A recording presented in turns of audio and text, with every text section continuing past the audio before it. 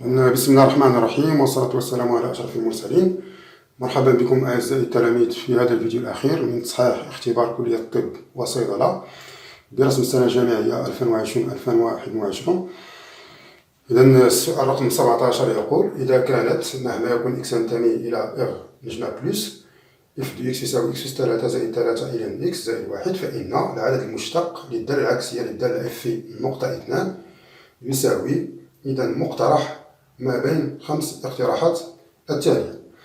إذا للإجابة على هذا السؤال ضروري خصنا نكونوا ضابطين واحد لافورميل هذه اللي كتمكننا باش نحسبوا إذا العدد المشتق للدالة العكسية في نقطة. إذا إف موان زان إكس زيرو بشكل عام بريم تساوي ماذا؟ تساوي 1 على إف بريم إف موان زان لإكس صفر. إذا ضروري نكونوا ضابطين هاد لافورميل هاد العلاقة. إلا طبقنا هاد العلاقة على إذا في النقطة 2 نحصلوا بأن إف موان زان لإثنان بريم يساوي 1 على إف بريم ل إف موان زان لإثنان. غيبقى لكم الإشكال هنايا باش نحسبوا إف موان زان لإثنان يساوي إف موان زان لإثنان. غنعطيكم واحد الطريقة بسيطة جدا. إذا ما معنى إف موان زان لإثنان؟ يعني ما هو العدد الذي إذا صورته هي إثنان. غنبحثوا عليه هنا. إذا هنا بملاحظة يعني بعجلة غتلاحظوا معايا بأن إلا عوضنا هنا إكس بواحد كتلاحظوا بأن عندكم هنا إلين دو إكس. إذا إلين دو إكس يكون منعدما عندما يأخذ إكس قيمة واحد، وبالتالي هذا غيولي صفر. 3 إلين دو أن هنا ديجا كاينة واحد هنايا، إلا زدتو واحد هنايا تولي إثنان. إذا هنايا إذا هنا راه حسبنا الصورة ديال إف لي واحد، بالتالي يمكن لنا نستنتجو بأن إف لي واحد كتساوي ماذا؟ كتساوي إثنان. من هذه غنستنتجو بأن واحد تساوي ماذا؟ تساوي إف موان زان دو إثنان. غنجيو لهنايا ومنه مباشرة هذه العلاقة تصبح فقط إف موان زان دو إثنان بريم تساوي 1 على إف بريم لي إذا هاد إف موان زان لإثنان عارفين القيمة ديالها نعوضوها بالقيمة ديالها غتولي هنا إف بريم دو أن. إذا باش نعرفو القيمة ديال هاد العدد كامل ضروري خصنا نحسبو الدالة المشتقة للدالة إف. باش نحسبو العدد المشتق في واحد، إذا غنجيو هنا ونحسبو الدالة المشتقة ديالها انطلاقا من الدالة إف. كتلاحظوا معايا بأن الدالة إف قابلة للاشتقاق على المجال صفر زائد ما لا نهاية، المجال مفتوح. إذا ومنه إف بريم دو إكس تساوي 3 إكس أس 2 زائد 3. إذا المشتقة ديال إلين دو إكس هي 1 على إكس، المشتقة ديال 1 هي 0، وبالتالي هذا تولي 3 إكس أس 2 زائد 3 على إكس. إلا جينا حسبنا الصورة ديال واحد بالدالة المشتقة إف بريم دو واحد يساوي 3 هنايا زائد 3 على 1 اللي هي 6، وبالتالي هاد القيمة ديال هادي شحال غتولي؟ إف موان زان دو إثنان. إذا إف موان زان دو إثنان بريم غادي تساوي لينا 1 على 6. إذا 1 على 6 كتلاحظوا بأن كيوافق المقترح ب، وبالتالي اقتراح ب هو الجواب الصحيح.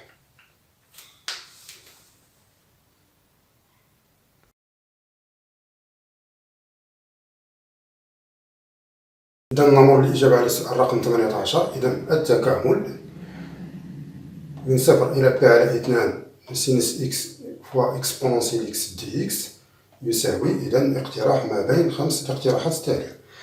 إذا يمكن لنا هنا نعتمد على ملاحظات من أجل يعني إقصاء بعض الاقتراحات اللي غتكون خاطئة. إذا كتلاحظوا بأن هذه الدالة هذه موجبة على المجال 0 بي على 2، وبالتالي قيمة هذا التكامل خصها تكون موجبة. إذا كملاحظة أولية كنلاحظوا بأن هذا العدد سالب، إذا هذه ميمكنش تكون إجابة صحيحة.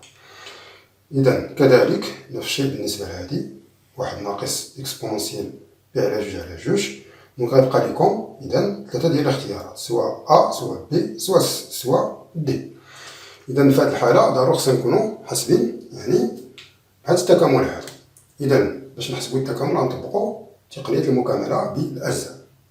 إذا لدينا إذا تكامل من 0 إلى بي على 2 سينوس إكس في إكسبونونسيال إكس ديال إكس. إذا يساوي كم؟ يمكننا نكتبو هاد التكامل على هاد الشكل هذا، بي على جوج دو سينوس ديال إكس فوا. إذا كتلاحظ بأن الدالة الأصلية ديال إكسبونونسيال إكس هي نفسها هي، وبالتالي إذا هاد التكامل غادي يساوي لنا بين معقوفتين جداء الدالة سينوس دو إكس فوا إكسبونونسيال إكس صفر بي على جوج ناقص تكامل. إذا المشتقة ديال سينوس دو إكس هي كوسينوس دو إكس وإكسبونونسيال إكس دي دو إكس. هنايا غادي نعوضو هنايا بي على جوج، سينوس بي على جوج هي واحد، إكسبونونسيال بي على جوج هي إكسبونونسيال بي على 2 هنا في واحد. ملي كتلاحظو أن ملي غنعوضو بصفر غيولي كلشي صفر، يبقى ليكم غير ناقص تكامل. إذا من صفر بي على جوج كوسينوس إكس إكسبونونسيال إكس دي دو إكس. غنطبقو المكاملة بالأجزاء على هذا التكامل اللي غنسميوه مثلا جي. إذا جي يساوي إذا صفر بي على جوج كوسينوس إكس فوا إكسبونونسيال إكس دي دو إكس. عاوتاني بنفس الطريقة السابقة نحاول باش نكتبو على شكل جداء دالة في مشتقة دالة أخرى. إذا فوا إكسبونونسيال إكس دي دو إكس كما طبقت في الحالة الأولى. إذا يساوي كذلك، نمسح السبورة. إذا يساوي كم؟ يساوي، لاحظوا معايا بأن التكامل هذا غادي يساوي لنا عاوتاني بين معقوفة كوسينوس إكس إكسبونونسيال إكس صفر بي على 2 ناقص تكامل. إذا ناقص تكامل. إذا هنايا المشتقة ديال كوسينوس إكس هي ناقص سينوس دو إكس، غتلاقى مع هاد الناقصة تولي بلوس، دونك سينوس دو إكس إكسبونونسيال إكس دو إكس. كتلاحظوا بأن هاد التكامل هو التكامل السابق، مثلا اللي غنعتبروه إي، نعتبروه مثلا إي صافي. إذا وبالتالي إذا غنعوض هنايا. إذا كوسينوس بي على جوج هي صفر، هنا ناقص. لاحظوا معايا بأن إذا ملي غنعوضو هنا بصفر غتولي كوسينوس زيرو هي 1، إكسبونونسيال زيرو هي 1، دونك غتبقى هنا موان 1 بلوس إي. هذا هو إي. وديجا عندنا هنايا بأن هنايا عندنا إي، إذا إي كتساوي إكسبونونسيال بالسير دو موان جي. هذا مازال غنكتبها هنا في السبورة. إذا وبالتالي إي يساوي ناقص واحد. إذا إي كتساوي إذا إكسبونونسيال بي على 2 ناقص جي، وجي هي هادي. إذا ملي غنديرو ناقص جي تولي هنا ناقص واحد، تولي زائد واحد ناقص إي. تلاحظوا معايا بأن هادي بحال معادلة إذا من الدرجة الأولى. إذا تولي هنا 2 إي كتساوي لنا واحد زائد إكسبونونسيال بي سيغ دو. وبالتالي ممكن لينا نستنتجو القيمة ديال التكامل ديالنا إي. إذا إي كتساوي واحد زائد إكسبونونسيال بي سيغ دو. إذا سيغ دو. إذا وبالتالي الجواب الصحيح في هذه الحالة يوافق مقترح أ.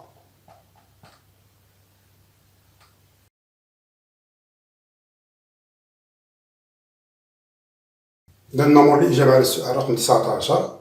إذا نعتبر الدالة إذا إف دو إكس يساوي إكسبونونسيال ناقص إكس 2 على 2. هذه الدالة معرفة على المجال المفتوح صفر زائد لا نهاية. السؤال هو تعطير الدالة إف بريم على المجال صفر واحد هو. إذا لدينا 5 تعطيرات. إذا في مثل هذه الأسئلة وبدون مضيعة للوقت إذا يجب ماذا؟ يجب حساب مباشرة الدالة المشتقة. إذا هذه الدالة إف قابلة للاشتقاق على المجال مفتوح صفر زائد لا نهاية، وبالتالي إف بريم دو إكس ونحسبو الدالة المشتقة ديال إف بريم دو إكس تساوي ماذا؟ تلاحظ بأنك تكتب على شكل ماذا؟ إكسبونونسيال ديال واحد الدالة هنا. إذا المشتقة ديالها هي إذا هي ناقص المشتقة ديال ناقص إكس 2 على 2 إكسبونونسيال ناقص إكس 2 على 2. إذا هي ناقص 2 إكس، 2 تختزل وتبقى ناقص إكس إكسبونونسيال ناقص إكس أس 2 على 2. هذه هي الدالة المشتقة للدالة إف. بناء على العلاقة بشكل عام إكسبونونسيال أو دو إكس بخيم، هذه هي العلاقة اللي طبقناها هنايا في هذه الحالة، إكسبونونسيال أو دو إكس. مزيان. إذا بعد حساب هذه المشتقة، إذا تلاحظوا معايا بأن مشتقة سالبة على المجال 0,1، لأن هذا موجب غادي يكون موان إكس. إذا غادي نحاولوا باش كاع نحيدو كاع التأطيرات اللي كتكون فيهم إف بريم موجبة. إذا هنايا هذه الحالة كتلاحظوا بأن إف بريم موجبة، إذا هذا التأطير ما يمكنش له يكون صحيح. هذا يقدر يكون صحيح، هذا يقدر يكون صحيح، ما بين الحالات الصحيحة أنه سالب، هذا لا، وغيبقى حتى هذا. إذا هنايا اش غنديرو مباشرة غنمرو إذا لتقطير إف بريم دو إكس. إذا لدينا عندنا المجال، لدينا إكس محصورة بين 1 و 0. إذا موال إكس، إذا نغير، إذا ضربنا متفاوتة أو في عدد سالب نغير اتجاهها. إذا هنا ناقص 1 وهنا 0. هذه أول حاجة. من بعد غادي نأطرو ناقص إكس أس 2. إذا إكس أس 2 أولا، إذا إكس أس 2 يعني 1 أس 2 هي 1 0، نضربوها عاوتاني في ناقص. إذا بنفس الطريقة، إذا هنا ناقص 1 وهنا 0. من بعد غادي ندخلو إكسبونونسيال ناقص إكس أس 2. إكسبونونسيال إذا دالة تزايدية، إذا وبالتالي ما تغير حتى حاجة. إذا ناقص، أو عفوا يجب تأطير أولا. إذا ناقص إكس أس 2 على 2 قبل ذلك. إذا ناقص إكس أس 2 على 2، إذا محصورة بين 0 على 2 هي 0، هنا إذا ناقص 1 على 2. ثم بعد ذلك ندخل عليهم الإكسبونونسيال. إذا الدالة إكسبونونسيال تزايدية، إذا وبالتالي يمكن لنا نديرو ببساطة إذا إكسبونونسيال 0 إكسبونونسيال ناقص 1 على 2. إذا هنا إكسبونونسيال ناقص إكس أس 2 على 2. إذا هنا 1 وهنا هذه كتلاحظوا بأن 1 على جذر مربع. إذا هذه نسميوها 2 وهذه التأطير هذا نسميوها 1. إذا غنديرو الجداء ديالهم ونحصلو على التأطير ديال إف بريم دو إكس. جداء التأطيرين 1 و 2.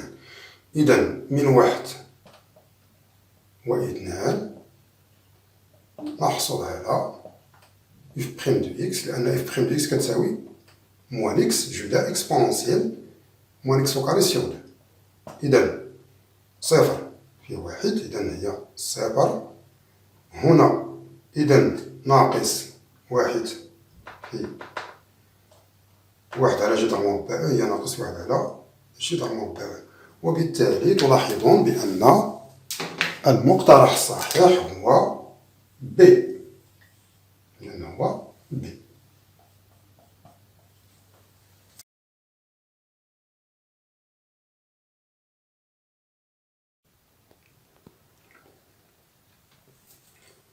إذا نمر للإجابة على السؤال الأخير في هذا الاختبار. إذا السؤال رقم 20. إذا لتكن إف دو إكس يساوي جذر مربع إكس أس 3 زائد 2 إكس 2 زائد 3 ناقص أ إكس. إذا في جذر مربع إكس زائد ب، حيث أ و ب عددين حقيقيين، إف تقبل نهاية منتهية عند زائد لا نهاية إذا تحقق يعني شرط من بين 5 شروط التي ترانا في السبورة. إذا في هذه الحالة غادي نبنيو على ملاحظات تقنية. إذا أول حاجة كنلاحظو بأن هذا المقترح ب و سي ضمن المقترح أ، وكذلك المقترح دي ضمن المقترح أ. وبالتالي هنايا إذا حنا مادام أننا تيهمنا أننا نعرفو الجواب الصحيح بقدر ما مكتهمناش الطريقة، وبالتالي غادي نحاولو نعتمدو على أبسط طريقة غتمكننا باش نلقاو الجواب ديالنا. إذا غنعتمدو على مقترح سي، إذا اللي فيه هنا القيم ديال أ و ب باش نتخلصو من أ مع ب. إذا لدينا من أجل إلا خدينا مثلا أ يساوي 1 و ب يساوي 2، غتولي عندنا اف دو إكس.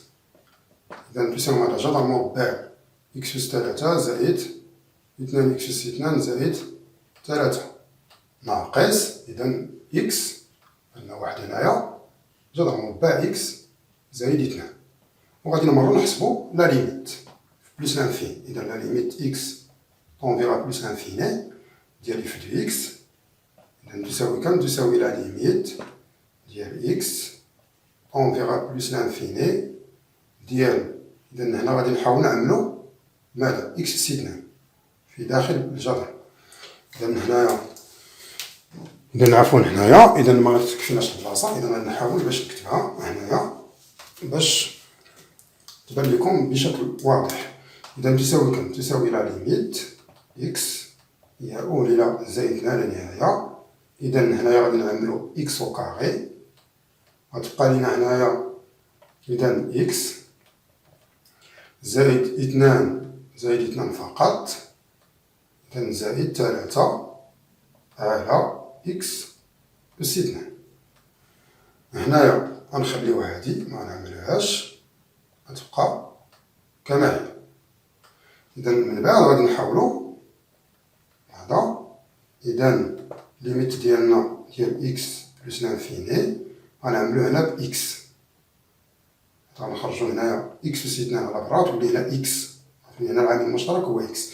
يبقى لكم هنا جذر مربع إكس زائد 2 زائد 3 على إكس أس 2 ناقص جذر مربع إكس زائد 2. إذا كتلاحظوا بأن إلا حسبنا النهاية مباشرة كتولي شكل غير محدد، أن هادي بلوس لانفيني وهادي بلوس لانفيني معمرة. دونك هنا غادي نحاولو باش نستعملو تقنية المرافق باش نزولو الشكل غير محدد. إذا غتولي ليميت ديال إكس طونغا بلوس لانفيني ديال إكس، نطبقو المرافق هنايا، ويبقى لكم هنا جذر مربع إكس زائد 2 زائد 3 على إكس أس 2 بلوس هنايا إكس زائد 2. هنايا ملي غنضربو هنا في لو كونجيكي أولا في المرافق غتولي هادي أس 2 ناقص هادي أس 2، يعني غتبقى هنا إكس بلوس 2 زائد 3 على إكس أس 2، تحيد الجذر مربع مع الأس 2، وهنا أس 2 مع الانتباه إلى الإشارة سالبة. إذا ناقص إكس غتدخل على هاد العدد كامل ناقص 2. إذا هنا كتلاحظوا معايا بأن هادي غتختزل 2 مع 2 و إكس مع إكس، غتبقى لكم هنايا إذا 3 على إكس. إذا نحاول باش نكمل هنايا الجواب ديالي. إذا إلا تختزل غتبقى عندنا 3 إكس أس 2 مع هاد إكس غتولي هنا 3 على إكس، إذا تساوي لا ليميت ديال إكس طونديغا بلوس لانفيني تو سامبلومون ديال 3 على إكس على إكس زائد 2 زائد، إذا هنا 3 على إكس أس 2 إذا جذر مربع زائد جذر مربع إكس زائد 2. إذا كتلاحظوا معايا بأن هاد النهاية تساوي صفر. لماذا؟ لأن هادي تؤول إلى صفر وهادي حتى هي بلوس لانفيني، عدد على بلوس لانفيني توجور هي زيرو. إذا وبالتالي المقترح إذا الصحيح إذا هو المقترح سي. إذا بهذا نكون قد أنهينا هذا التصحيح، وموعدنا إن شاء الله مع تصحيحات أخرى لاختبارات مماثلة. أتمنى